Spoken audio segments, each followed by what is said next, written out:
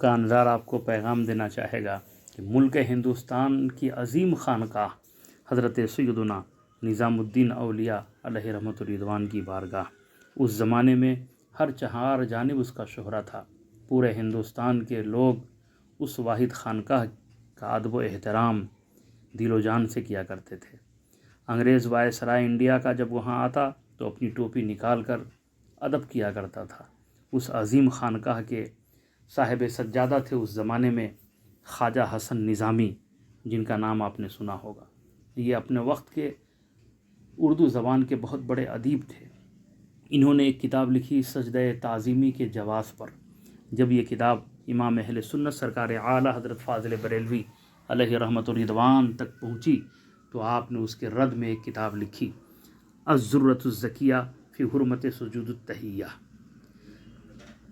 یہ کتاب آپ نے لکھی کہ سجدہ تعظیمی حرام ہے اور سجدہ بندگی کفر ہے۔ اگر کوئی شخص بندگی کا سجدہ کسی کو کرتا ہے تو معاذ اللہ وہ کافر ہو جائے گا۔ یہ کتاب آپ نے لکھی اور ان کے نظریے کا آپ نے دلائل و براہین کی روشنی میں رد فرمایا۔ جب امام اہل سنت سرکار اعلیٰ حضرت فاضل بریلوی علیہ رحمۃ الرضوان کا وصال ہوا تو یہی حضرت خواجہ حسن نظامی ہیں جنہوں نے دعا کے لیے ہاتھ اٹھایا، تو آپ کے مریدین متوسلین معتقدین نے اعتراض کیا کہ حضور آپ مولانا احمد رضا کے لیے دعا کر رہے ہیں، حالانکہ انہوں نے تو آپ کے خلاف کتابیں لکھی تھی، انہوں نے آپ کے نظریے کے خلاف کتاب لکھی تھی۔ تو خواجہ حسن نظامی کا وہ تاریخی جملہ یاد کیجئے، انہوں نے کہا تھا کہ ارے نہیں، وہ مولانا احمد رضا ہماری جماعت کے ایک بازوئے شمشیر زن تھے۔ یہ وہ جملہ ہے جو خواجہ حسن نظامی جیسا ادیب ہی کہہ سکتا ہے۔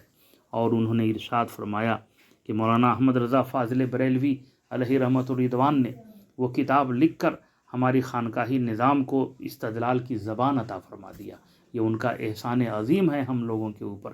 میرے پیارے بھائیوں اور بزرگوں، انظار یہ کہنا چاہے گا کہ وہ امام احمد رضا جن کی ضرورت ہے آج تمام مدارس کو، وہ امام احمد رضا جن کی ضرورت ہے آج خانقاہی نظام کو، وہ امام احمد رضا فاضل بریلوی علیہ رحمۃ الرضوان جو میرے آقا صلی اللہ تعالیٰ علیہ وسلم کے بے شمار معجزات میں سے ایک معجزے کا نام امام احمد رضا فاضل بریلوی علیہ رحمۃ الرضوان ہے۔